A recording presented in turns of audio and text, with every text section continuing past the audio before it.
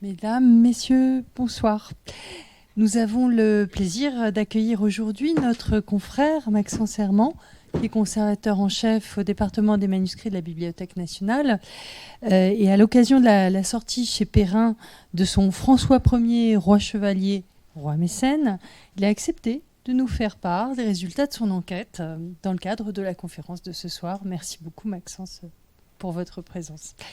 Je signale au passage que le public, tous ceux d'entre vous qui le souhaitent, peuvent se procurer l'ouvrage auprès de la libraire qui se trouve juste à la sortie de cette salle et le faire dédicacer par l'auteur après la conférence.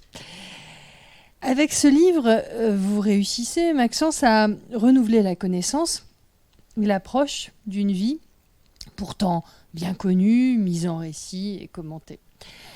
L'originalité de votre propos tient, pour une part, à sa dimension spéculaire. Cela consiste, au moyen des riches ressources de la Bibliothèque nationale, pour grande part, d'autres aussi, mais beaucoup des reproductions qui figurent dans ce livre sont tirées des collections de la BNF.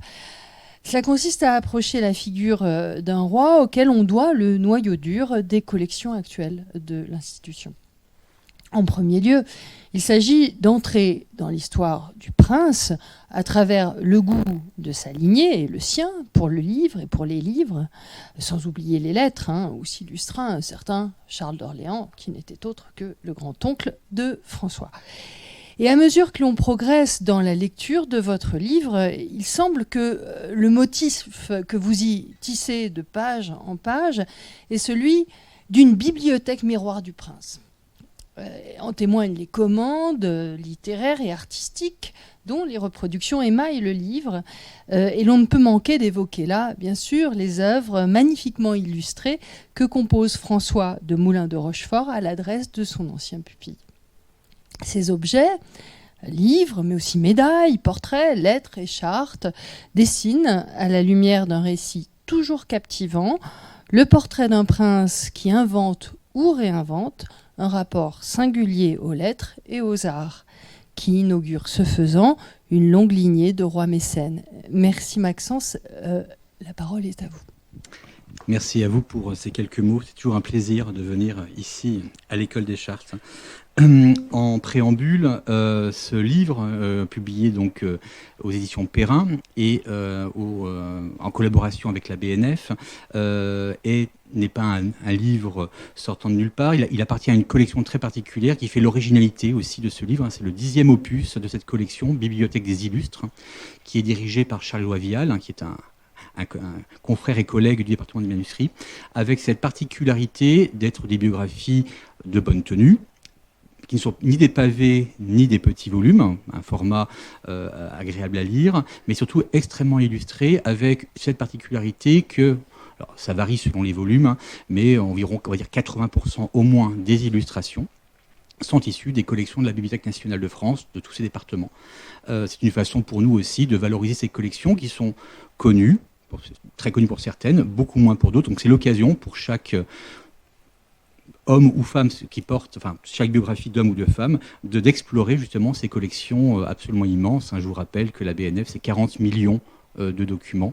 Alors pas que des livres enluminés, des médailles ou des estampes extrêmement belles. Il y a aussi énormément de contenu, mais ça reste quand même une collection, un très beau terrain de jeu. Et François Ier est finalement peut-être celui, enfin, je prêche pour ma paroisse, peut-être le souverain, en tout cas le personnage de l'histoire de France, pour lequel cette plongée dans les collections, alors je dirais pas la plus facile, mais en tout cas la plus fructueuse. Alors bien sûr, la BNF, c'est à la fois des collections sûres, donc des livres sûrs, des estampes, de l'iconographie, mais surtout, et cela vient d'être dit, la collection, et on va le revoir ce soir, de François Ier, sa collection de livres, est au cœur de l'établissement. Donc on a à disposition plusieurs milliers de volumes qui proviennent des collections de François Ier, puisque la BNF a la chance d'avoir en son cœur, au département des manuscrits et à la réserve des livres rares, l'intégralité des livres des rois de France depuis Louis XI, hormis quelques petites sorties ou quelques ensembles particuliers. Donc c'est vraiment... et c'est en effet un des des fils que j'ai essayé de tisser dans ce livre, d'essayer de comprendre, d'illustrer, parfois avec des contretemps, parfois avec des contre-exemples un peu inattendus, on en verra ce soir, de voir aussi à travers ces collections, à travers ces livres, ce que ces livres ont à nous apprendre de ce roi, sur lequel en effet il a été beaucoup dit, beaucoup de biographies, plus ou moins longues, de très bonne tenue souvent, et donc un regard un peu différent. Donc finalement, ce livre n'est pas une biographie illustrée en tant que telle, ce qu'elle peut paraître être quand on le feuillette, c'est vraiment, elle a été conçue comme la conférence ce soir, à partir des images qui en gros sont un point d'appui, un point d'entrée, d'illustration de la biographie de ce souverain extrêmement important pour l'histoire de France. Encore une fois, je prêche pour ma paroisse, mais j'espère qu'à la fin de cette conférence, vous en serez vous-même certains. Alors, François Ier, vous le savez probablement, mais bon, je vais quand même le répéter, en tout cas le dire, n'aurait pas dû. En tout cas, il n'était pas destiné à l'origine à être roi de France. Il n'est même pas le cousin du roi. En fait, il appartient à une branche cadette de la famille royale. Donc techniquement, à la base, il est né à Cognac le 12 septembre 1494. Et il remonte, alors sa lignée bien sûr, c'est un prince d'Hélice, c'est un prince royal, mais ce n'est que Charles V plutôt, et son arrière-grand-père, et son aïeul, Louis d'Orléans, donc son arrière-grand-père, était le frère de Charles VI. Donc vous avez Charles V, Louis d'Orléans, fils cadet de Charles V. Louis d'Orléans a deux fils, Jean d'Angoulême, le grand-père de François Ier, et Charles d'Orléans, le poète. Charles d'Orléans, c'est le père de Louis XII, qui lui-même n'aurait pas dû devenir roi de France, que le roi de France, c'était Charles VIII, le fils de Louis XI. Donc on est vraiment sur des branches cadettes de la monarchie. Donc si Louis XI a eu un fils, si Charles VIII avait eu un fils, il serait devenu roi de France. Il n'a pas eu de fils. Louis d'Orléans est devenu roi de France. Louis d'Orléans n'a pas eu de fils. C'est François d'Angoulême qui est devenu roi de France. Donc c'est finalement un jeu comme ça de hasard. Alors, François d'Angoulême, à l'origine, est le fils de Charles d'Angoulême. Donc son père, il meurt assez jeune, d'une trentaine d'années, en 1496. Donc François n'a que 2 ans. Vous l'avez ici à l'écran représenté comme recevant un livre, selon la formule habituelle des livres de présentation, avec l'auteur qui se représente en tête du livre, remettant le livre au commanditaire. C'est un personnage assez peu connu, extrêmement important. Donc il est comte d'Angoulême, résidence à Cognac, un château qui a en grande partie disparu, en tout cas dans son aménagement du 15e, 16e siècle. Mais un personnage extrêmement moderne, puisque dans la bibliothèque de Charles d'Angoulême, il y a énormément de livres imprimés. Vous savez bien sûr que le livre imprimé se développe en Europe grâce à Gutenberg dans les années 1450, mais ce n'est que petit à petit que les livres imprimés, donc à la différence des manuscrits et ces livres imprimés qui sont des multiples à partir de caractères mobiles en bronze qui permettent de multiplier des copies, ces livres en fait vont mettre beaucoup de temps, ça coûte très très cher en réalité, et ils mettent quand même beaucoup de temps à se développer et à se diffuser. Et donc dans les années 1480-90, c'est encore assez rare. Ça se développe, mais c'est rare. Et la particularité et surtout, un beau livre dans une bibliothèque, c'est un livre manuscrit, parce qu'il est enluminé, il est unique, vous pouvez le personnaliser. Mais on a quand même ces livres imprimés, qui sont imprimés sur parchemin, et enluminés eux-mêmes, donc finalement des hybrides, et notamment Vérard, qui est un imprimeur parisien, se fait une spécialité de ces livres, et Charles d'Angoulême est un de ceux qui en commandent le plus. Donc c'est vraiment quelqu'un, on va dire, qui a des idées, qui a un goût assez novateur, c'est vraiment quelqu'un de premier plan du point de vue culturel, sans le savoir bien sûr, en tout cas un goût particulier. Donc François Ier, très jeune, est déjà bercé dans cette bibliothèque familiale où les imprimés de luxe, bien sûr, c'est pas du papier, se trouvent. Et là, vous avez à l'écran, je vous ai mis un Lancelot du Lac. Ça n'est pas anodin, puisque dans cette bibliothèque de Charles d'Angoulême, la bibliothèque familiale, il y a beaucoup de romans arthuriens. On les conserve tous, donc c'est pratique. Il y a beaucoup de rois, on ne sait pas trop ce qu'ils ont lu. François Ier, l'avantage, c'est qu'on a toute la bibliothèque familiale, tous ces livres, on sait Alors, je ne vais pas dire ce qu'il a lu, ça c'est une grande question, est-ce qu'on lit les livres qu'on possède? Ça c'est une grande question, il n'y a pas de réponse vraiment, mais en tout cas, ça forme son intellect, son profil intellectuel, et ce n'est pas anodin qu'à la fin du XVe siècle, alors ce n'est pas propre à la famille d'Angoulême, hein, tous ces grands nobles, tous les grands aristocrates baignent dans cet univers chevaleresque, mais ça n'est pas anodin quand on pense à François Ier, 1515, Marignan. Voilà, vous voyez cette formation intellectuelle. Cette bibliothèque est extrêmement luxueuse. Hein.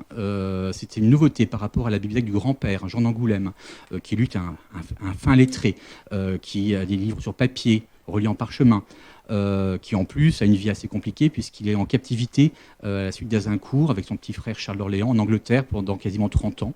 Donc c'est pas une vie assez facile. En revanche, le fils, Charles d'Angoulême, développe à Cognac une vie culturelle intense qu'on a tendance. On ne pense pas que Cognac est actuellement, enfin, quand on voit la ville de Cognac est assez agréable. Ça n'est pas une capitale d'Europe. À l'époque, c'est quand même, il y a une petite cour intellectuelle et surtout un château important, de l'orfèvrerie, des tapisseries commandées par la famille et une riche bibliothèque. Et on a la chance, encore à la BNF, d'avoir quelques reliures d'origine. C'est ce que vous avez ici à l'écran. Une reliure qui est faite de fils de soie, ce qu'on appelle des filets d'or, à savoir des fils de une tapisserie, en tout cas un textile, dont une partie des fils sont colorés et les autres sont des filets métalliques. Et ça, vous avez une mince couche d'or, hein, qui entoure le fil. Donc c'est extrêmement luxueux, ce qu'on appelle les draps d'or, draps d'argent, suivant le type de métal. Et donc c'est des reliures qui brillent. Alors là, on ne le voit pas à l'écran malheureusement, parce qu'il faut avoir le livre en main et ça brille énormément. Donc c'est vraiment des textiles très luxueux et bien sûr très fragiles. Ce que je n'ai pas encore dit, mais je peux le dire par rapport à ce livre-là. Donc, c'était une reliure de la fin du XVe siècle pour Charles d'Angoulême, sur un manuscrit plus ancien, du XIIIe siècle. Et ce n'est pas un héritage familial, puisque la bibliothèque familiale donc de François Ier, qui en hérite, il n'hérite rien de ses arrière-grands-parents. La collection de Charles V, il n'a aucun exemplaire. Elle est dilapidée. Charles VI, pareil. Donc, finalement, la collection se recrée à Cognac, hein, et donc c'est vraiment Charles d'Angoulême, déjà Jean un peu, mais surtout Charles d'Angoulême, qui forge ce noyau originel, en achetant parfois quand même, et c'est le cas ici, ce manuscrit a été acheté en captivité à Londres par Jean, comme un livre venant des collections de Charles V qui avaient été dilapidées. Donc il y a déjà, dès l'origine, des petits morceaux de la collection royale qui re-rentrent dans la collection des Angoulême. Mais c'est très, très, très, très ponctuel. On n'est même pas sûr en réalité qu'ils en soient vraiment conscients. L'autre personnage important, après la mort de Charles en 1496, bien sûr, c'est Louise de Savoie, donc la mère de François Ier, celle qu'on surnomme Reine sans couronne, hein, qui, on va le voir, a une importance capitale à la fois dans la formation de François Ier et également dans son gouvernement, jusqu'à sa mort en 1531. C'est une femme très forte, qui manifestement avait son caractère et qui savait ce qu'elle voulait. Il faut imaginer aussi que, à cette fin du XVe siècle, le royaume de France, c'est aussi une affaire de femmes. Vous avez Louise de Savoie, Anne de Bretagne, Anne de Beaujeu, qui se détestaient mutuellement pour des raisons diverses. Donc ça a été extrêmement, extrêmement complexe. Mais Louise avait une certitude. Son fils deviendrait roi de France. Elle le croyait dur comme fer. Au début, elle était toute seule à le croire. Et finalement, force, on va voir, au fur et à mesure, tout le monde s'est un peu résigné à sa croyance. Et surtout, elle avait des visions. On a encore elle croyait aux signes, au zodiaque, elle croyait au mouvement des planètes, elle croyait vraiment aux astres. Et on a ce qu'on appelle son journal, qui est conservé, enfin une copie. Il ne faut pas imaginer un journal intime. C'est des suites d'éléments, pas d'accidents, d'événements parfois anodins, qui ne sont pas classés de façon chronologique, mais par mois. Donc vraiment une fonction, qu'est-ce qui se passe en janvier, en février, etc. Avec des visions assez exceptionnelles. Donc par exemple, je vais en lire quelques-unes. Par exemple, en 1501, donc le jour de la conversion Saint-Paul, date fondamentale puisque François Ier sera sacré ce jour-là, en 1515. Donc le 25 janviie 1501, vers 2 heures de l'après-midi, Monseigneur, César, alors elle l'appelle César, on verra après, vraiment, voilà, c'est le futur empereur, le roi de France. César et mon fils fut entraîné à travers les champs près d'Amboise par une jument que lui avait donnée le maréchal de Gier, qui était son tuteur, enfin pas son tuteur, mais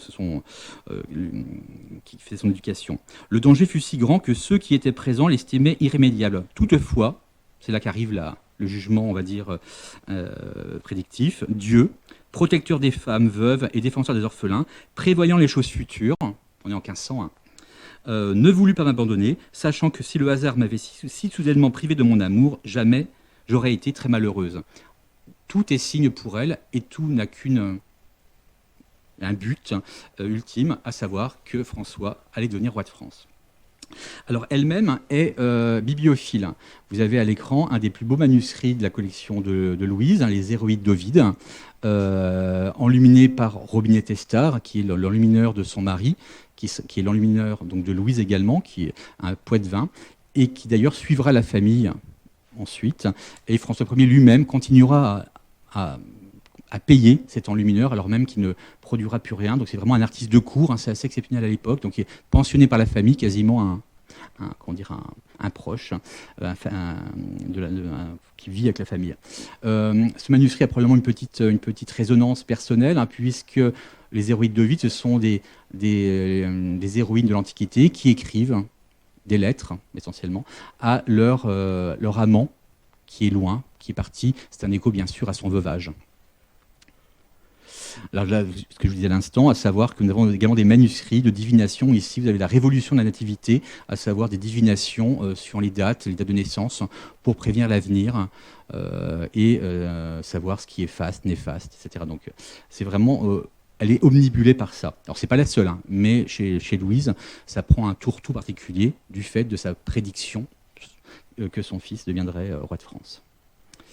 Alors, le problème, je vous l'ai dit, c'est que les rois, au fur et à mesure, n'ont pas peu d'enfants et surtout pas de garçons. Vous savez qu'en France, c'est la primogéniture. Seuls les enfants mâles peuvent monter sur le trône. 1495, le dauphin Charles Orlan, fils de Charles VIII, meurt à l'âge de 3 ans. Et c'est le début vraiment d'une suite d'enfants qui meurent des morts-nés, des fausses couches. Anne de Bretagne, vraiment, n'arrive pas à avoir d'enfants qui vivent. En 1498, mort de Charles VIII, la couronne passe à son cousin, Louis d'Orléans, Louis XII. Anne de Bretagne se remarie à Louis XII. Moyennant le divorce, puisque Louis XI, qui ne voulait pas que le cousin hérite du royaume, avait marié sa fille, Jeanne la Difforme. Son nom indique que voilà, elle ne pouvait pas procréer, et puis elle était extrêmement laide, ce qui évitait à Louis d'Orléans de toucher sa femme, et donc le mariage est annulé en cour de Rome. Et donc, Louis XII montant sur le trône, certes, n'a aucune envie que François devienne roi de France, mais il n'empêche que François d'Angoulême devienne roi de France, il n'empêche que pour l'instant, il n'a pas d'enfant, pas de garçon, et que lui-même, s'il n'en a pas, la couronne passera à François, sinon elle risque de passer au roi d'Angleterre, en gros, et ce serait le retour de la guerre de 100 ans. Donc ça, c'était inenvisageable. Et pour, à la fois, protéger quand même celui qui, faute de garçon, pour l'instant, à ce moment-là, est l'héritier du trône, et également pour un peu calmer Louise de Savoie, fait venir la famille, donc Louise, François et la sœur Marguerite, qui était à Cognac, les fait venir à Amboise pour un peu les surveiller et les protéger aussi. C'est tout de suite très double. Alors que lui-même s'installe à Blois. Et donc, vous avez ici l'état du château d'Amboise à la fin du XVIe siècle, avec de face, au milieu, l'aile Charles VIII et en l'aile construite par Louis XII.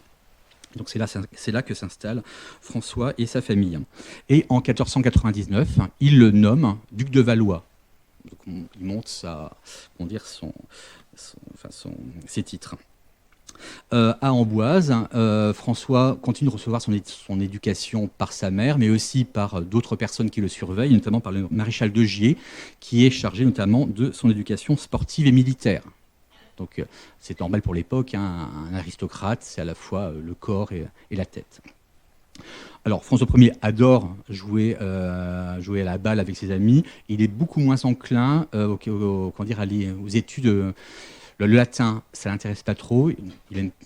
Vraiment, il n'aime pas, et le grec, n'en parlons pas. Mais bon, il a quand même les rudiments, comme tout bon aristocrate, on le verra.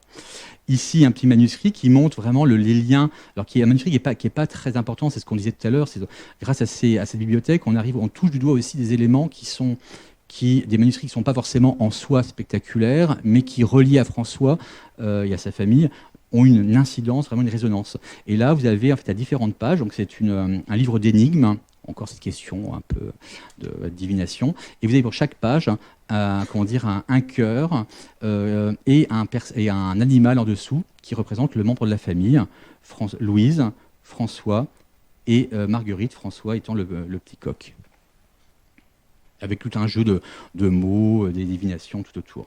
En tout cas, c'est vraiment ce qu'on appelle la triade d'Angoulême, vraiment une famille extrêmement liée, avec Louise qui gère tout. Et François, petit à petit, est éduqué et représenté dans les livres qu'on lui offre, qu'on lui commande, comme un petit prince. Alors à gauche, vous l'avez habillé en petit homme, désormais il n'est plus un enfant, en petit homme, qui reçoit de la main d'un personnage, de l'auteur, le livre, avec derrière sa mère, qui toujours est là, un peu en embuscade, en tout cas qui est là pour son éducation. Et à droite, vous avez un manuscrit qui est, alors à gauche c'est un imprimé, encore un imprimé qui est modifié avec un frontispice peint, et à droite, un manuscrit très important qui s'appelle le Compas du Dauphin. Alors François n'est pas le fils du roi précédent, donc il n'a pas le droit au titre du dauphin. Donc là, c'est un peu transgressif, c'est-à-dire il n'est pas dauphin, mais il est représenté avec un dauphin. Vous comprenez tout de suite le jeu de mots. Et un compas, puisque Louise est le compas de la vie. Donc le compas au sens guide, c'est le guide moral de la vie de François. C'est assez classique à l'époque, hein, vraiment ce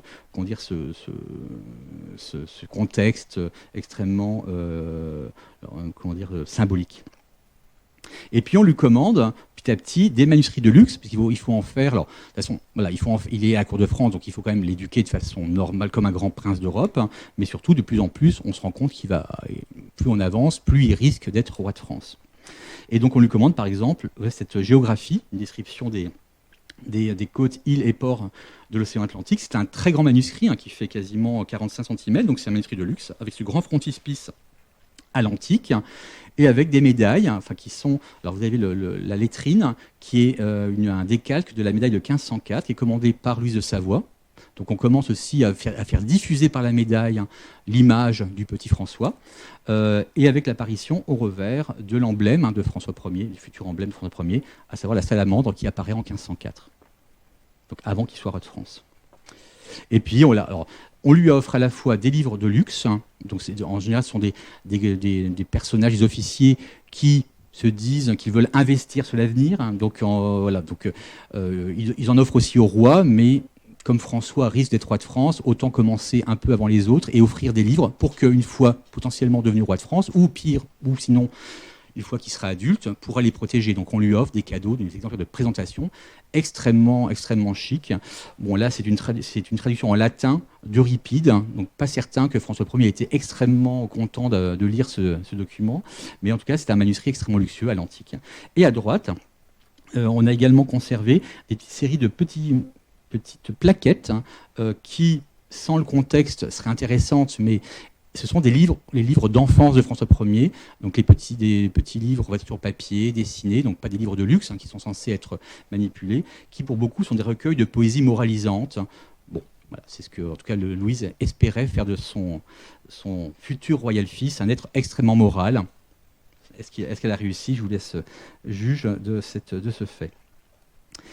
Et puis se pose la question, au fur et à mesure, de ce que le roi, Louis XII, va faire de sa fille, Claude de France. Alors bien sûr, une fille, normalement, on la marie à un grand d'Europe, donc on pensait notamment la marier à Charles, duc de Luxembourg, le futur Charles Quint. Puisque l'idée, c'est quand même que le roi ait un fils et que finalement sa fille s'allie aussi pour stabiliser les alliances avec celui qui n'est pas encore Charles Quint, il n'est pas empereur, mais en tout cas on voit bien que c'est un des grands d'Europe qui monte, qui a le même âge que François Ier à peu près. Tout ça et on a conservé au manuscrit donc les lettres justement relatives au mariage de Claude et de Charles. Vous pouvez être étonné qu'on ait des documents d'archives au département des manuscrits, on en a énormément en réalité, et on a beaucoup d'archives, des documents qui devraient, dans l'absolu, être aux archives nationales, aux archives des affaires étrangères. En fait, alors plus en avant, enfin, pour le 15e, 16e, 17e, nous avons énormément de documents d'archives, y compris des choses extrêmement importantes. C'est notamment Colbert qui les a en fait récupérés à une époque où il n'y avait pas de fonds d'archives stabilisés. Donc Colbert collectionnait et ces fonds sont rentrés chez nous. Donc énormément de lettres royales scellées, on en verra d'autres. Mais bon, rapidement, la reine Anne de Bretagne en fait, n'arrive pas à avoir d'enfant.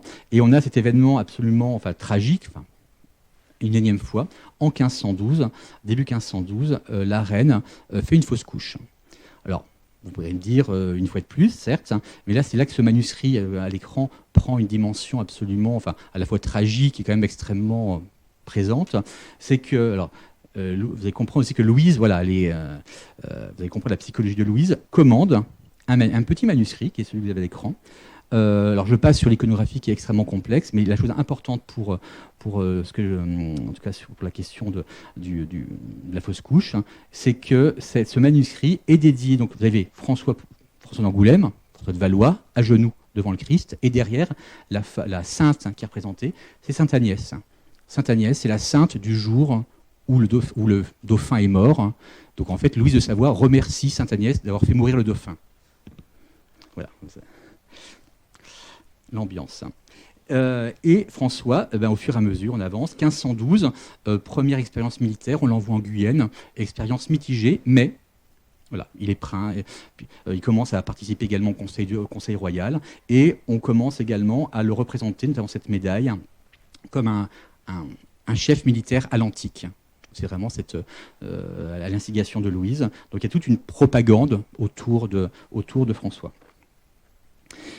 Et puis vient ce qui devait arriver, à savoir que le Louis XII n'a pas d'enfant, donc on change d'avis, donc on change d'alliance. Donc Claude de France va épouser, bon an mal an, François d'Angoulême, en 1514. Alors Louis XII a fait un dernier essai en se mariant avec un nouveau mariage, mais qui ne donnera rien. Et donc en 1515, François est sacré roi de France. Alors c'est le sacre lui apporte une légitimité, puisqu'en fait, comme il n'est pas le fils du roi précédent, le sacre vraiment, et toute la propagande aussi qui se fait autour, est nécessaire vraiment pour lui assurer la légitimité par rapport au peuple français, et aussi vis-à-vis de l'Europe, puisqu'il y a forcément d'autres monarques, notamment le roi d'Angleterre. Vous pouvez se dire que finalement, il n'est que le cousin du roi, éloigné, donc finalement, pourquoi lui, pourquoi pas moi, etc. Donc ce sacre est vraiment fondamental. Et puis ce sacre, bien sûr, est suivi très rapidement donc, de la bataille de Marignan. Alors pourquoi aller en Italie ? François Ier a une obsession durant tout le règne. Il y en a eu d'autres, mais son obsession principale, c'est le Milanais, aller en Italie. Pour différentes raisons.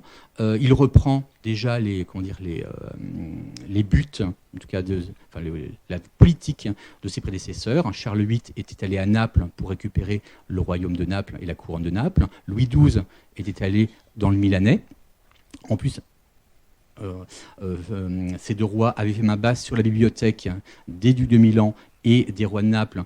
Ils l'avaient expédiée en Val-de-Loire, collections qui ont été héritées par François Ier et qui sont encore dans nos collections.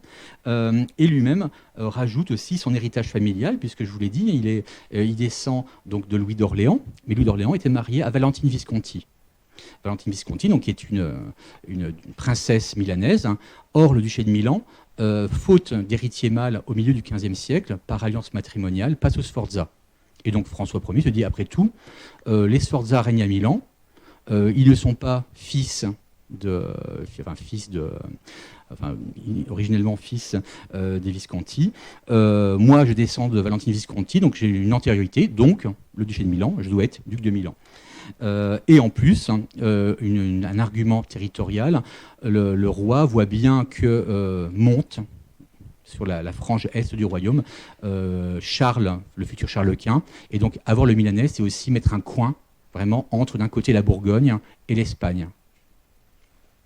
Et donc Marignan, grande victoire, François Ier avec ses alliés vénitiens, 40 000 hommes avec beaucoup d'artillerie, vraiment écrase les 20 000 mercenaires suisses qui ont très peu d'artillerie. Donc c'est vraiment une victoire éclatante.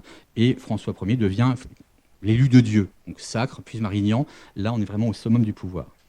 Et puis on le loue comme étant vraiment un empereur comme un empereur romain, avec des médailles notamment.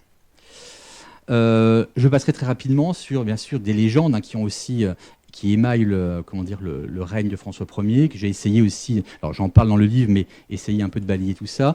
Le fameux chevalier Bayard qui aurait adoubé François Ier sur le champ de bataille. Ça, bien sûr, c'est une relecture essentiellement plus tardive, mais qui pose question en tout cas. En tout cas, j'en parlerai pas ce soir. Et donc, on a ce problème avec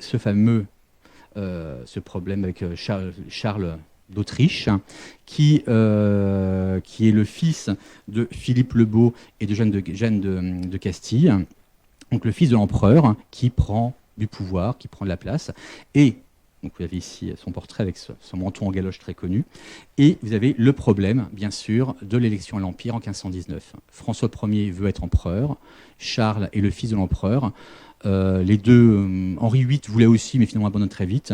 C'est Charles qui gagne, puisqu'en fait, il a soudoyé, beaucoup plus que le roi de France, les électeurs. Et donc, dans ce contexte, donc, le fameux César dont je parlais tout à l'heure, Louise de Savoie,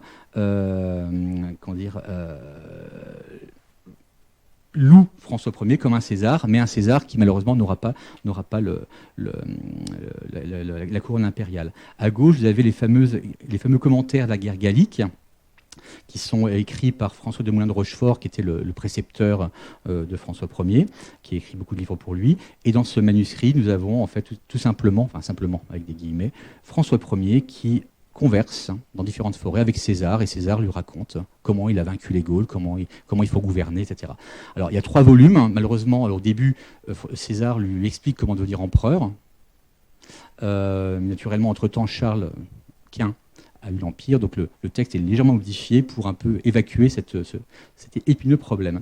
Et on a des commandes de manuscrits, vraiment c'est ce que j'appelle, alors je ne l'ai pas mis dans le livre parce que c'est pas très chic, mais c'est vraiment la césarite aiguë de François Ier, des commandes de manuscrits notamment où les 12 Césars, César n'a jamais été empereur, mais vous avez en fait des manuscrits avec des portraits de César et des empereurs qui sont diffusés, et François Ier a dû en avoir probablement un dans sa collection. À droite, c'est celui qu'on a acheté il y a quelques temps, international. Alors, je ne vais pas non plus vous raconter l'histoire intégrale des traités du règne, mais en tout cas, il y a quelques moments assez importants, notamment le camp du Drap d'Or en 1520, qui est un moment, parce que, alors, grosso modo, le règne va toujours osciller entre, alors vous avez d'un côté François Ier, l'empereur, le roi d'Angleterre, et, on va dire en périphérie, le pape, Venise et l'Empire ottoman. Et tout ça va être à chaque fois, suivant les périodes, des constructions différentes, les uns s'alliant avec les autres, et les alliances tombant rapidement pour s'allier avec un autre, et en fait, ce sera perpétuellement comme ça.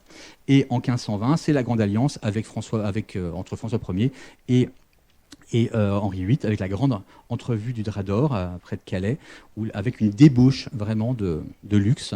Vous avez un palais en stuc et carton, mais avec des vrais vitraux qui est construit pour le roi d'Angleterre.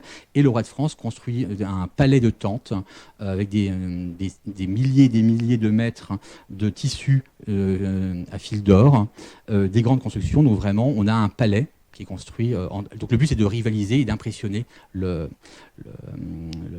souverain étranger. Alors pour la petite histoire, les tentes françaises ont eu quelques problèmes, puisqu'en fait il y a eu une tempête, et au tout début, en fait, les tentes se sont envolées. Donc ça a été assez compliqué, manifestement. Mais en tout cas, extrêmement luxueux. Et puis, donc en fait, très rapidement, François Ier veut repartir en conquête. 1524, c'est malheureusement l'échec de Pavie et la capture du roi. François Ier, en partant, nomme Louise de Savoie régente du royaume, comme déjà en 1515. On a la chance d'avoir quelques sceaux à ses armes. Donc vraiment, Louise, c'est une grande nouveauté, devient roi à la place du roi.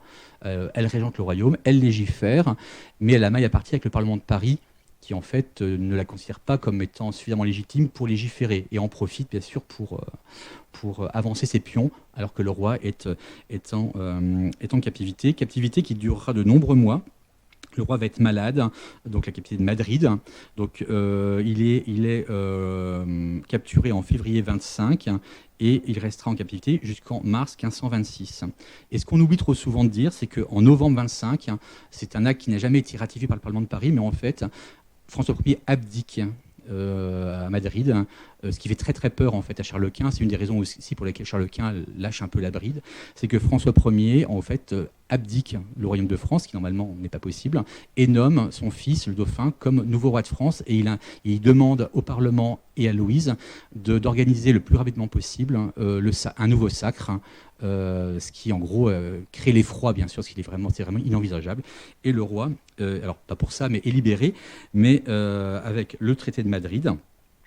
Et en échange, bien sûr, alors il renonce à la Bourgogne, il renonce à l'Italie, et c'est le dauphin et le cadet, donc le dauphin François et son cadet Henri, le futur Henri II, sont envoyés comme otages.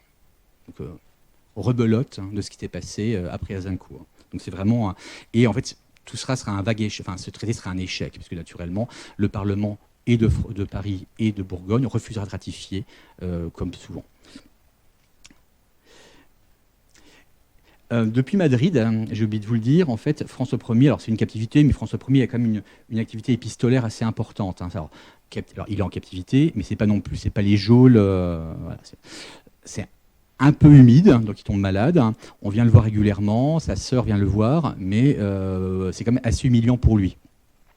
Mais il écrit beaucoup, et notamment, il envoie une lettre, c'est la toute première lettre qu'il envoie à l'Empire ottoman, donc au sultan, pour lui demander l'idée. Alors c'est extrêmement audacieux, roi très chrétien, à une grande monarchie, et demander l'aide d'un hérétique pour l'aider. Et en fait, durant le règne, c'est le début vraiment des relations. En fait, le règne de François Ier, pour les raisons aussi internationales, et va installer toutes les relations internationales de l'époque moderne, et notamment la question des relations entre la France et l'Empire ottoman. Alors, des relations suffisamment cordiales pour faire du commerce et mettre un petit coin dans le dos de Charles Quint. Donc, on est bien content que le sultan attaque les franges orientales de l'Empire. Quand le sultan manque de prendre Vienne, tout de suite, c'est un peu plus compliqué. Et le pape, naturellement, est furieux en permanence. Donc, mais le roi de France continue à faire ses relations. En fait, en pesant, en fait, c'est vraiment la question de peser le pour et le contre, le bien de la France par rapport à ce qu'un roi très chrétien doit faire. Donc, vraiment, être sur la ligne de crête en permanence. Et on a la réponse de Soliman à François Ier, donc ce grand rouleau qui fait plus de 2 mètres dans nos collections, où bien sûr Soliman dit que bien sûr il va l'aider, que bien sûr c'est horrible, et puis en fait il fera rien, mais voilà.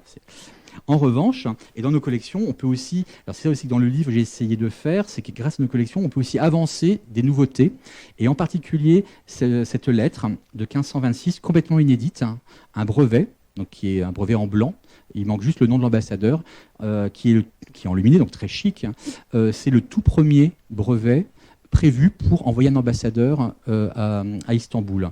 Alors, si on l'a dans nos collections et que si le nom est en blanc, c'est qu'il n'a jamais servi. Donc, il n'y a pas eu d'ambassadeur. Mais en fait, ce qui prouve bien que 10 ans avant le premier ambassadeur, on pensait déjà, on avait tout prévu pour envoyer un ambassadeur. Alors, pourquoi ce n'était pas fait, ça, on n'en sait rien. Mais ça, c'est un acte inédit qu'on a trouvé dans nos collections, un peu par hasard.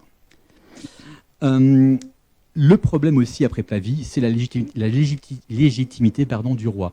Il est affaibli. Et dans ce manuscrit, par exemple, qui est des oraisons, enfin une traduction en latin qu'on lui offre des oraisons de Cicéron, en frontispice, on n'a pas l'auteur offrant son livre au roi. On est en 1524-29, donc après le désastre de Pavie, probablement après la libération du roi, même si on n'est pas sûr. On représente de façon rétrospective François Ier chevauchant Marignan, comme si on essayait de gommer le désastre de Pavie. Donc vraiment une affaire. Alors bien sûr, comme c'est un cadeau, celui qui offre ce manuscrit, c'est très bien qu'il brosse le roi dans le sens du poil, en lui rappelant la grandeur passée. Donc c'est une façon aussi de lui plaire et d'avoir de l'argent. Mais c'est pas anodin. Donc on essaie de cacher ce désastre. Et puis, on essaie donc désastre, échec du traité de Madrid, 1529, donc le règne est une série de traités.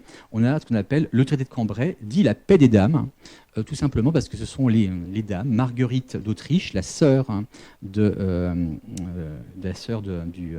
l'empereur, et Louise de Savoie, la mère du roi, qui gèrent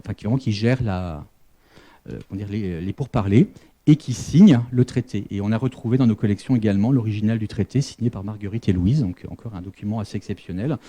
Alors, la paix des dames, libération des enfants de France, c'est quand même le minimum. François Ier renonce à l'Italie, une fois plus. Parole. Le problème, c'est que tout ça, en fait, les rois commencent déjà à être épuisés, les royaumes sont assez épuisés, ça coûte cher, et qu'il y a besoin aussi de calmer les choses. La tension était vraiment à son maximum. Et puis, dans le traité, Éléonore de Habsbourg, la sœur de l'empereur, va épouser François Ier. Claude de France est morte entre-temps, en 24. Voilà. Et on possède aussi, au département de Métrie, un document qu'on a retrouvé également, l'acte de mariage de François Ier et d'Éléonore. Alors, ce n'est pas leur signature, c'est un mariage par procuration, mais bon, ça reste le document officiel. Alors, les affaires intérieures sont compliquées. François Ier essaie de se débattre, notamment avec un personnage assez complexe qui est le connétable de Bourbon. Donc qui est connétable de France, donc un proche du roi qui a combattu avec lui. Le problème, c'est que donc à la base, il n'est pas un Bourbon. Il a épousé l'héritière de Bourbon, Suzanne, du duché de Bourbon. Le problème, c'est que Louise de Savoie elle-même est une Bourbon. Et c'est un peu comme pour le Milanais. Louise de Savoie se dit, alors, elle déteste ce connétable qui est un peu turbulent. Et surtout, elle se dit, après tout, lui n'est que l'époux de l'héritière du duché. Moi, ma mère est une Bourbon, donc après tout, je suis aussi légitime que lui. Et ayant comme arme le fait d'être la mère du roi, en fait, alors c'est assez compliqué, mais elle gagne, et surtout, le connétable de Bourbon est extrêmement agacé, et commet l'irréparable, c'est qu'il passe à l'ennemi, ce qui vraiment est le châtiment suprême. Donc il est disgracié en 1523, et un procès va avoir lieu en lit de justice où il va être vraiment condamné à la dégradation complète, dégradation, à la saisie de ses biens. Il aura pour bonne idée de mourir en assiégeant Rome, ce qui arrange quand même considérablement le roi de France qui aurait été un peu encombré. Le duc de Bourbon, c'est quand même un cousin, il est immensément riche, et donc sa disparition, la saisie des biens, permet aussi de rapporter dans le giron de la couronne le duché de Bourbon, et également, alors toujours ces histoires de livres, la bibliothèque, puisqu'en fait la bibliothèque des Bourbons, 500 volumes, on ne prend pas tout, on choisit. Donc on prend les beaux livres, les livres enluminés, les livres avec signature, avec armes, on laisse le reste sur place, et donc arrivent dans les collections de François Ier, enfin de Louise probablement à l'origine, et de François Ier, les fleurons des collections des Bourbons. Et ce que vous avez à droite, c'est les heures de Louis de Laval, manuscrit le plus enluminé au monde, 3500 enluminures, qui rentrent dans les collections royales à ce moment-là, avec cette très très belle création du monde par Colombe.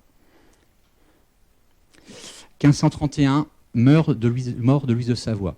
C'est bien sûr forcément un moment très difficile pour François Ier, mais ça le libère aussi, puisque Louise était vraiment extrêmement... Alors, Louise n'était pas reine à la place du roi, c'est pas ça, mais avait quand même une importance, avait des conseillers, avait une influence tout simplement et puis elle avait été régente.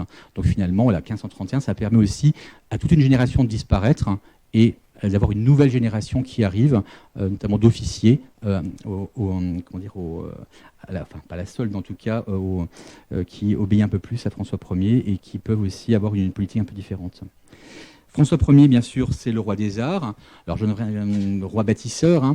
À gauche, le château de Blois avec l'escalier à vis. Chambord, qui est ce fameux château où il n'ira quasiment jamais. Les projets de Romorantin également, puisque Romorantin, au début du règne, une ville-palais prévue par Léonard de Vinci, qui meurt rapidement. Et puis François Ier, son problème, c'est qu'il change la vie en permanence. Donc en fait, il lance des travaux, il change la vie. Donc Romorantin, c'était un palais gigantesque à l'italienne. Finalement, il change la vie, il veut Chambord, puis après, il voudra Fontainebleau. Donc en fait, c'est une fuite en avant permanente, mais ça nous a laissé quand même une activité de bâtisseur extraordinaire. Également le palais qu'on a complètement oublié maintenant, du château de Madrid, dans le bois de Boulogne, qui était un palais à l'italienne extraordinaire, intégralement, enfin dans les façades étaient intégralement couvertes, très mauvaise idée pour la France, de terre vernissée par Della Robbia. Donc il faut imaginer vraiment un palais intégralement vernissé. Naturellement, le gel a rapidement fait son œuvre. Donc il n'a quasiment jamais été habité. Or, il a été construit, donc vous voyez, un palais quand même assez... Il a été détruit de mémoire sous Louis XVI. Et puis Fontainebleau.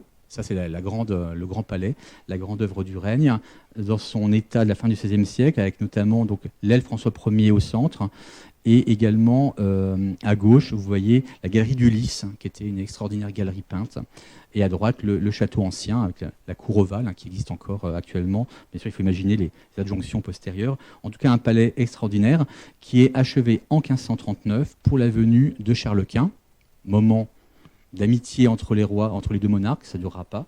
Et surtout, François Ier veut l'impressionner en lui montrant que, certes, Charles Quint est à la tête d'un empire sur lequel le soleil ne se couche jamais, puisqu'il est empereur, alors, la Bourgogne un peu, mais surtout roi d'Espagne, toutes les Amériques, les Philippines. Donc vraiment, il est richissime. L'or des Amériques arrive entre ses mains, mais finalement, François Ier veut lui montrer qu'il a peut-être un royaume plus petit, plus resserré, mais par contre, en termes culturels, donc il s'impose comme étant le nouveau César qui n'a pas le titre, et surtout que Fontainebleau, c'est la nouvelle Athènes, la nouvelle Rome. Vraiment, c'est le centre culturel de l'Europe, c'est Fontainebleau. Ce que ne sera pas Vienne ou Madrid. Et il a des collections extraordinaires. Là, alors, j'aurais pu vous montrer les originaux à gauche notamment, donc les tableaux, alors bien sûr de Léonard, les tableaux de Raphaël, qui ont été gravés au XVIIe siècle. Ces tableaux qui étaient dans le pavillon des bains. Il faut imaginer bien sûr la Joconde avec des bassins, des étuves devant, donc c'est pas très bon pour la conservation. Tous les tableaux étaient dans les bains.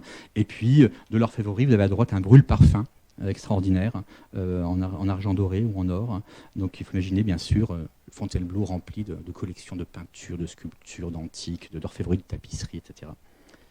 Et puis on a la chance à la BNF d'avoir quelques objets de ces collections, notamment quelques objets en glyptique à gauche. Donc ce très beau camée au portrait de François Ier, alors à l'antique, toujours la même chose, mais voilà, ce sont des objets qui viennent des collections royales. Et à droite, cette très belle enseigne de chapeau. Donc imaginez un chapeau avec donc une petite bataille à l'antique, en émail sur or, donc un bijou de chapeau. Et ces deux pièces, vous pouvez les voir d'ailleurs dans le musée de la BNF. Donc c'est vraiment des épaves, des collections d'objets, parce qu'il faut malheureusement les objets. Alors les tableaux ont été en partie conservés, ils sont au musée du Louvre. Pour beaucoup, un peu dispersés pour certains, mais les objets, bien sûr, pour la plupart, ont été fondus. Il reste très peu de choses, des objets de la Renaissance. Les collections royales déjà ont été fondues au fur et à mesure, mais surtout au moment de la Révolution, tout a été fondu, sauf les pièces qui avaient été envoyées à l'étranger. Donc la fameuse salière de Cellini a été offerte à l'empereur, pour le mariage de Charles IX avec Éléonore d'Autriche. Donc il y a eu des cadeaux diplomatiques, donc c'est parti. Ce qui fait que cette salière extraordinaire est conservée désormais à Vienne, sinon elle aurait été fondue.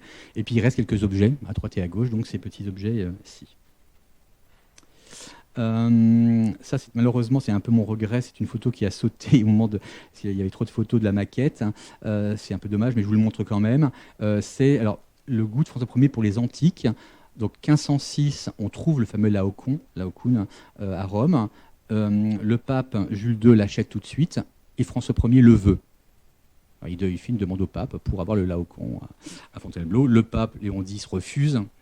Il en fait faire une copie que finalement Clément VII, un peu plus tard, envoie à Florence, qu'il la trouve très très belle et que finalement le roi de France, les alliances sont passées. Et donc désormais, cette copie faite par Bandinelli pour François Ier, est désormais exposée aux offices à Florence, au fond de galerie, ce que n'indique pas d'ailleurs le cartel.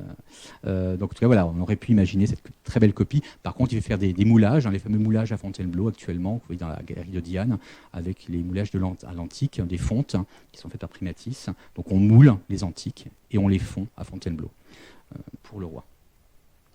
Le roi, également une question d'image, à savoir qu'on diffuse son image. Alors, diffuser, il y a des gravures, mais aussi, en fait, une série de portraits. Alors, les portraits très connus, bien sûr, le portrait de Clouet à gauche, et des portraits beaucoup moins connus. J'aurais pu en mettre d'autres. À droite, vous avez François Ier en déité composite. Donc vraiment, en fait, aussi un goût à l'antique, qui peut paraître un peu étrange pour un monarque, qui pas sacrilège, mais avec nos regards contemporains, se dire quand même c'est un peu étrange, un peu dégradant pour le roi. Pas du tout. Vous avez d'autres tableaux aussi, notamment au Louvre. Vous avez François Ier en Saint Jean-Baptiste, avec un petit agneau. Voilà, donc c'est en fait tout est affaire d'image aussi, et donc il y avait ce lien extrêmement ténu avec l'Antiquité. On est également dans le début du maniérisme, donc des choses extrêmement douces aussi, parfois un peu efféminées. Voilà, c'est le goût de l'époque aussi. Et en tout cas, tout est fait pour montrer que le roi est puissant, le roi est glorieux, et le roi, voilà, c'est à la fois le nouveau Mercure, le nouveau Zeus, le nouveau ce que vous voulez. Et puis la bibliothèque, hein, donc ça vous avez compris, nœud du règne, hein, que n'a pas l'empereur. Hein, donc François Ier hérite de la collection familiale. Là, j'ai mis un gros manuscrit, hein, qui a 50 cm, dont j'aime beaucoup cette enluminure avec Chronos qui mange ses enfants. Un manuscrit de sa mère, une traduction en français, puisque Louise de Savoie, je ne l'ai pas encore dit, n'a dans sa bibliothèque que du français. Ce qui, du coup, n'est pas anodin sur le... voilà, il n'y a pas de latin, ce qui n'est pas normal pour une princesse à l'époque. Donc François Ier baigne dans le français. François Ier hérite des collections de Charles VIII et de Louis XII, donc la librairie royale de Blois, quasiment 2000 volumes, dont les 3/4 sont des manuscrits saisis en Italie, à Pavie et à Milan, et à Naples. Cette bibliothèque reste de 1515 à 1544 à Blois, donc c'est la bibliothèque officielle de la monarchie.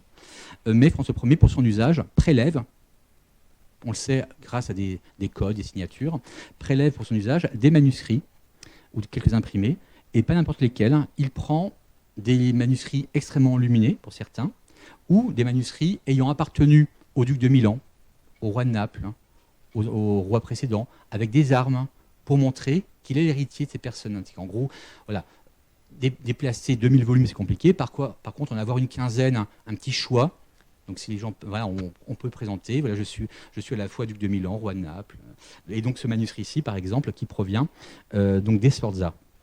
Donc c'est des petites plaquettes, hein, c'est pas des grands manuscrits très luxueux forcément, mais c'est vraiment l'idée d'avoir visuellement possédé vraiment un élément qui montre qu'on est détenteur d'une couronne ducale ou royale.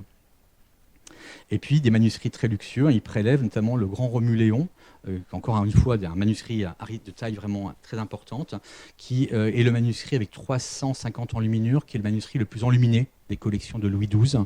Donc vraiment là, pour le coup, c'est montrer qu'on a un trésor d'enluminures et un texte d'histoire antique, donc il y a à la fois le contenu et le contenant, parce que pour le coup, prélever un manuscrit qui fait de mémoire 350 ou 400 feuillets, donc qui fait 45 cm de haut, qui pèse quasiment 15 kg, voilà, c'est pas un livre de poche. Donc si on le prend, c'est qu'il y a une vraie raison. Et c'est le cas de celui-ci. Et puis il commande beaucoup de choses. Donc il hérite, il prélève quelques documents pour son usage personnel, et il a une collection personnelle. Sa collection personnelle qui le suit, dans laquelle il y a l'héritage familial et tout ce qu'on lui offre, ou ce qu'il commande. Et là, vous avez notamment une des grandes commandes du règne, une histoire de France, revue et corrigée par Guillaume Crétin, qui s'ouvre avec ce frontispice. Vous connaissez, voilà, Guillaume Crétin qui offre son livre à François Ier. Alors, là, ce qui est très très drôle, c'est que François Ier, c'est François Ier jeune, sans barbe, donc c'est pas un François Ier visuellement qu'on a l'habitude de voir, mais c'est bien un portrait. Et puis, alors rapidement, donc collection librairie royale de Blois, sa collection personnelle, mais tout ça enfle et finalement n'est probablement pas à son goût.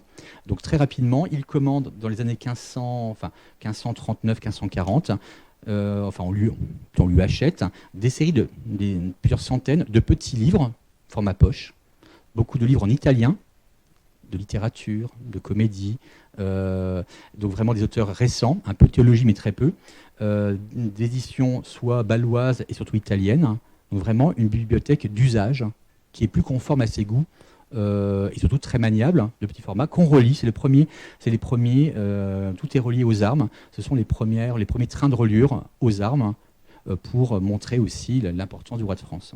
Avec le reliure du roi à le bloc armorié principal. Et puis, dernier ensemble, dans le but de créer, alors, ce qui va devenir le Collège de France, en tout cas, l'idée, c'est vraiment que le royaume soit la nouvelle Athènes, la nouvelle Rome, et donc on envoie, notamment à Venise, des ambassadeurs, des personnes, pour aller soit récupérer des manuscrits grecs anciens, soit en faire des copies, pour avoir une bibliothèque de référence, et que finalement, tous les grands érudits n'aillent plus à Florence, à Rome ou à Venise. En gros, qu'ils sachent que dans la bibliothèque du Collège de France, qui est finalement le collège des lecteurs royaux, qui n'aura pas lieu, mais qui sera du coup versé à Fontainebleau, il y a tout le savoir antique, vraiment les ouvrages de référence, qui sont eux-mêmes reliés aux armes du roi, pour montrer que le roi est propriétaire de ces ouvrages. Et donc tout ça, tous ces ensembles sont mélangés en 1544 à Fontainebleau, installés dans une bibliothèque vraiment de luxe, dans une grande galerie. C'est le début vraiment de la collection de la bibliothèque royale, qui va devenir nationale ensuite. Donc c'est vraiment ces éléments d'origine. Et François Ier, cette bibliothèque devient elle-même trop importante.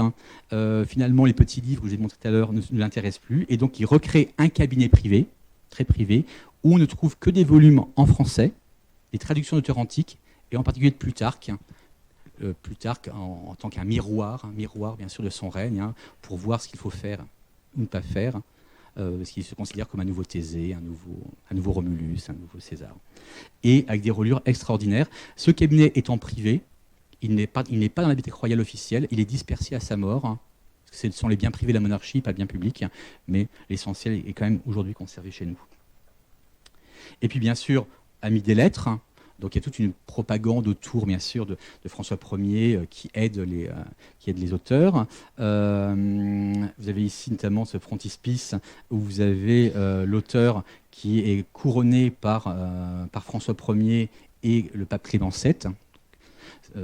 Auteur qui avait, 2 années auparavant, été présent au mariage du dauphin, du futur Henri, qui n'est pas encore dauphin à l'époque, avec Catherine de Médicis, la nièce du pape. Donc là, on a un peu de propagande. Et donc, on en profite toujours, même pour des lettres, de parler de politique. Les auteurs envoient au roi des ouvrages. Notamment ici, vous avez l'envoi l'Arioste, qui envoie son exemplaire Princeps en 1516, imprimé, du Roland Furieux, aux armes du roi de France. Donc c'est un cadeau d'un auteur. On en a plusieurs dans les collections. Et puis, cette bibliothèque sert aussi à diffuser le savoir, ce qu'on appelle les livres ex bibliotheca regia, à savoir que les livres possédés par le roi, en grec en particulier, servent à éditer les éditions de référence qui ne sont plus les éditions italiennes, et donc c'est vraiment l'exemplaire du roi qui sert à diffuser le savoir. Et donc on sait en lisant le volume, donc ici c'est le premier en 1544, que l'édition de référence est possédée par le roi. Et puis, pour finir, en fait, plus rapidement, en fait, bien sûr, le royaume va s'enfoncer dans la crise au fur et à mesure du règne. Les questions religieuses, alors on n'est pas encore en guerre de religion. François Ier, il était extrêmement, comment dire.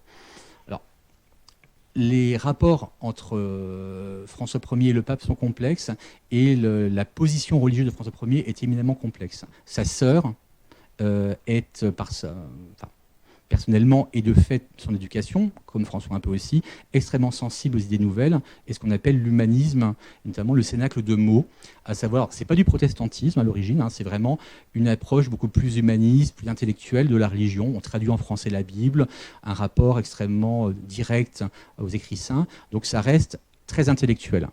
Le problème, c'est qu'au fur et à mesure, en particulier avec tout ce qui se passe en Allemagne, avec beaucoup ces mouvements, Luther, puis Calvin, en fait, ça va commencer un peu à déborder en France. Et François Ier a vraiment 2 limites. C'est premièrement que ce mouvement qu'il n'y ait pas atteinte à la concorde civile. Vraiment, tout doit rester quand même il y a un ordre normal et qu'on peut faire ce qu'on veut, mais il faut vraiment que la concorde demeure. Et c'est l'atteinte au pouvoir royal. C'est vraiment les deux lignes rouges. la première ligne rouge est franchie à la fin des années 20 avec la proclamation du statut de la Vierge rue des Rosiers. Et François Ier fait une grande procession avec l'intégralité des corps parisiens, le Parlement, les églises, pour offrir une nouvelle statue de la Vierge à la place de celle qui a été profanée. Donc ça, c'est vraiment un premier problème. Et le second problème, qui est vraiment alors là fondamental, c'est l'affaire des placards. À savoir, on en a un exemplaire à la BNF, à savoir en fait un placard injurieux contre le pape, qui est placardé, dit-on, jusqu'à la porte du roi, de sa chambre. Donc ça, c'est une atteinte à sa dignité de roi. Et ça, pour lui, c'est intolérable. Et donc c'est comme ça qu'au fur et à mesure, alors ça n'a pas été direct et continu, mais en fait vont alterner des périodes extrêmement dures envers ce qui va devenir le protestantisme, en particulier avec le Parlement de Paris et la faculté de théologie qui, eux, veulent vraiment serrer la vis, et des moments beaucoup plus souples, mais tout ça, bien sûr, va déboucher sur les guerres de religion au règne suivant. Dans les documents qu'on a dans nos collections, qui est peut-être le plus symptomatique de cette qui est quasiment inédit, on l'avait sorti en 2015, mais resté un peu dans l'ombre. En fait, on offre au roi, en 1539, ce manuscrit de la paraphrase sur l'Évangile, enfin, un livre d'Erasme, une traduction française de la paraphrase sur l'Évangile selon saint Matthieu. Texte qui, on est en 1539, depuis 1527, est interdit en France, et toute personne le détenant est condamnée à mort. C'est vraiment et donc le fait d'offrir et que le roi ait dans son cabinet privé ce manuscrit, ça prouve bien aussi que voilà, il y a la version officielle et la position du roi est peut-être un peu différente. Après, c'est un monarque et il faut parfois il faut agir. Et donc voilà, en tout cas, ce sont des documents qui contrebalance un peu l'opinion générale de François Ier, qui en effet, notamment dans l'affaire vaudoise, a envoyé en fait les armées du roi pour massacrer des villageois. Mais voilà, l'affaire, comme toujours, c'est beaucoup plus complexe. Et la bibliothèque, une fois de plus, nous permet aussi de un peu modifier notre vision. François Ier, je dirais très vite aussi, est un très grand législateur. D'ailleurs, c'est diffusé par l'imprimé pour montrer. Donc, réforme des finances, réforme de l'armée, des ordonnances, l'ordonnance de Villers-Cotterêts, alors non pas pour imposer le français, mais pour en tout cas français ou langue vernaculaire, pour en tout cas que le latin ne soit plus la langue officielle juridique que les Français ne comprenaient pas forcément. Donc, c'est le début en tout cas du français ou des langues régionales, suivant les historiens ne sont pas tous d'accord. C'est également l'imposition des registres d'état civil par les curés. Donc vraiment une première rationalisation qui arrive. Ou également l'ordonnance de Montpellier en 1537, mais sur le dépôt légal du livre, on revient encore au livre, mais en réalité, contrairement à ce qu'on dit, donc c'est le dépôt légal, l'obligation de déposer un livre. En réalité, ça n'est pas du tout ça, la bibliothèque du roi. En fait, c'est le contrôle, en fait. C'est le début du contrôle de la librairie, à savoir qu'on présente au roi, enfin, au bibliothécaire, les ouvrages à paraître pour les contrôler moralement et charge, si le bibliothécaire est intéressé, d'acheter le livre, ce qui n'arrivera jamais. En tout cas, voilà, toute une œuvre de législation qui forme aussi... Alors, c'est pas François Ier qui commence, tout ça remonte au XVe siècle, mais il met son œuvre à la centralisation de l'État en particulier, et en tout cas à la remise en ordre administrative, judiciaire, juridique, fiscale du royaume, ce qui, on va dire, amène en fait au fur et à mesure, bien sûr, vers le XVIIe siècle, qui sera la grande centralisation monarchique. Je ne parlerai pas non plus des femmes, mais c'est pour montrer en fait un peu de biais. Donc bien sûr, Anne de Pisseleu, qui est sa grande maîtresse du règne, grande rivale de Diane de Poitiers, qui finalement gagnera parce que c'est la maîtresse du futur Henri II. Mais il l'installe à Fontainebleau avec ses appartements extraordinaires. Donc Anne de Pisseleu, alors il ne faut pas croire que François Ier était guidé par les femmes, etc. Mais Anne de Pisseleu avait vraiment quand même une influence. Tout ça, la cour de France, c'est une question d'influence. Et d'influence, comme en Europe, d'influence en fait, des alliances qui se font et se défont au gré des moments. Donc vous pouvez être gracié, disgracié, etc. Et Anne de Pisseleu a une place capitale quand même à la fin du règne. Et puis, je finirai ici. Donc la fin du règne est extrêmement compliquée. Les rapports entre la France et l'Empire s'enlisent. Donc énième traité, une trêve en 1544, Crépy-en-Lannoy. Donc la France, enfin ruiné. En tout cas, tout ça coûtait extrêmement cher, aussi bien en France que dans l'Empire. L'empereur, en plus, ayant des problèmes de soulèvement protestant et paysan extrêmement violents, qui l'affaiblissent. Et finalement, ce qui était son avantage, à savoir un empire gigantesque, devient un peu un boulet au pied de l'empereur. François Ier renonce à l'Italie, une fois de plus. Charles Quint à la Bourgogne, enfin. La Bourgogne va rester française. Un mariage qui est prévu aussi entre Charles d'Orléans, le cadet, qui va être marié à la fille ou à la nièce de Charles Quint. Il va mourir assez rapidement. Je ne l'ai pas dit, mais le dauphin aussi, François, est mort auparavant. Donc la fin du règne de François Ier est quand même compliquée puisqu'il perd plusieurs fils. Donc il reste le petit Henri qui devient roi, le Henri II. Et on a aussi une clause secrète de Crépy-en-Lannoy, à savoir que la France s'engage à faire un concile général pour détruire le protestantisme. Ça, les clauses privées, en fait, alors les clauses publiques, on les respecte pas trop, mais alors les clauses privées, c'est encore pire. Ah oui, et j'ai oublié de dire également, la France promet de lutter contre les Ottomans. Ça, vous avez compris. La crise des Vaudois, donc vraiment le soulèvement, enfin, en tout cas la répression de cette partie de protestantisme dans le sud de la France. Donc tout ça est extrêmement compliqué. Anne de Pisseleu qui prend l'ascendant, disgrâce en plus, donc du coup, d'Anne de Montmorency, le connétable. Donc la fin du règne est quand même assez complexe. Et puis François Ier devient rapidement malade. Il a été déjà malade à Madrid et dès le milieu des années 1540, il meurt en 47, la maladie s'installe avec il est 19h, donc on va bientôt manger, donc c'est là que sont les réjouissances. Donc en 1545, alors, on nous dit que les médecins percent un abcès dans les parties basses. Donc en fait, il est pourri de l'intérieur complètement, malade. On a longtemps pensé qu'il avait la syphilis, probablement pas. La syphilis non traitée, on devient fou, ce qui n'est pas le cas de François Ier, enfin un peu à la fin, mais comme tout le monde. Mais en tout cas, les infections, notamment génitales, urinaires, tout ce que vous voulez. Et quand il meurt donc à Rambouillet le 31 mars 1547, en fait, il meurt 30 jours d'agonie atroce. Et quand on n'a plus le rapport d'autopsie, mais on a un rapport d'ambassadeur qui nous dit, alors j'avais pris le... Alors, est-ce que je le retrouve en tout cas, je vais peut-être plus... Ça va être là. Alors, le roi malade, voilà. Le rapport d'autopsie a disparu, mais un diplomate précise, alors, accrochez-vous, ouvrez les guillemets, il fut ouvert après sa mort et trouva long une apostume, donc un abcès en son estomac, les rognons, les reins gâtés et toutes les entrailles pourries. Et si à voix du gosier enchancré, donc voilà, le poumon déjà entamé.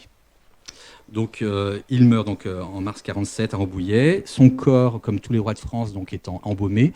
Le cœur est déposé à l'abbaye de Haute-Bruyère, non loin de Rambouillet, et son corps est enterré à Saint-Denis, dans ce tombeau extraordinaire qui existe encore, avec en partie basse donc le gisant de Claude de France, et donc sa première femme, et de François.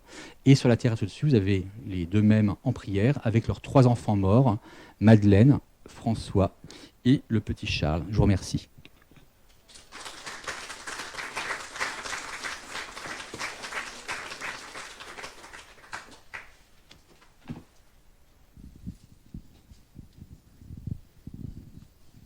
Merci beaucoup.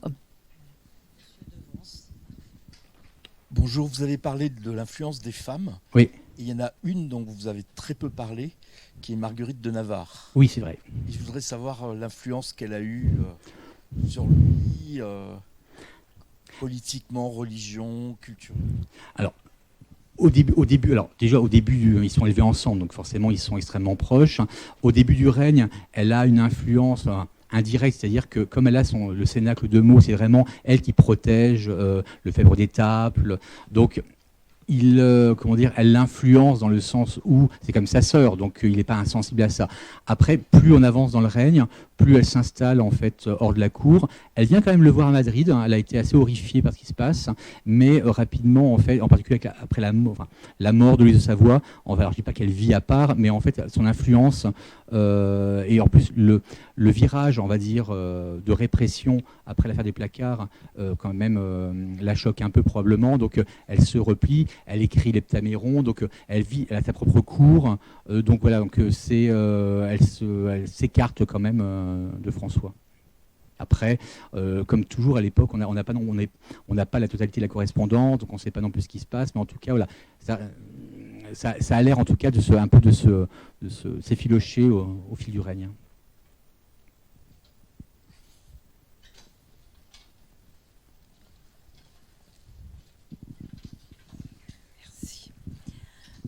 Donc, les capitulations avec Soliman et François Ier ont-elles perduré après François Ier parce qu'on en a plus entendu parler? Non. Alors après, la France de toute façon, a toujours regardé plutôt vers comme le bassin méditerranéen et l'Empire ottoman que vers les Amériques. Donc en fait, c'est François Ier qui les a installés. Enfin, il y en a eu avant. Ça n'est pas, en fait, comment dire, ça ne s'est pas prolongé sous la forme des capitulations. Après, vous avez aussi des personnels diplomatiques qui sont installés, enfin, pas dire ambassades au sens propre du terme, mais c'est sous d'autres formes que se sont passés les rapports entre la France et la Sublime Porte. Donc, il y a aussi tout le travail des diplomates, le travail des commerçants qui passe un peu en dehors, enfin qui ne sont pas forcément avec des capitulations bien bornées, qui en fait en réalité qui ne sont pas forcément respectées. Les capitulations, ça sert aussi à éviter, enfin à permettre à des chrétiens de travailler en terre musulmane, mais finalement, en fait, ça s'est passé différemment par la suite. Hein. En tout cas, voilà. Oui. Et d'autre part, pardon, après la paix des dames, donc François Ier, donc, qui était donc veuf, aurait donc épousé la fille de Maximilien, si j'ai bien compris. Il épouse Éléonore de Habsbourg. Hein. Oui, pardon. Et est-ce qu'il y a eu une descendance après? Parce que là, je m'y perds un peu. Non, en fait, ils n'ont pas eu François, enfin le dauphin, c'était François, il meurt assez rapidement. Le second, c'est le petit Henri, donc Henri II. Les enfants de Claude de France. Et ensuite, le petit Charles, qui était le préféré de François Ier, il meurt de la peste en 1544.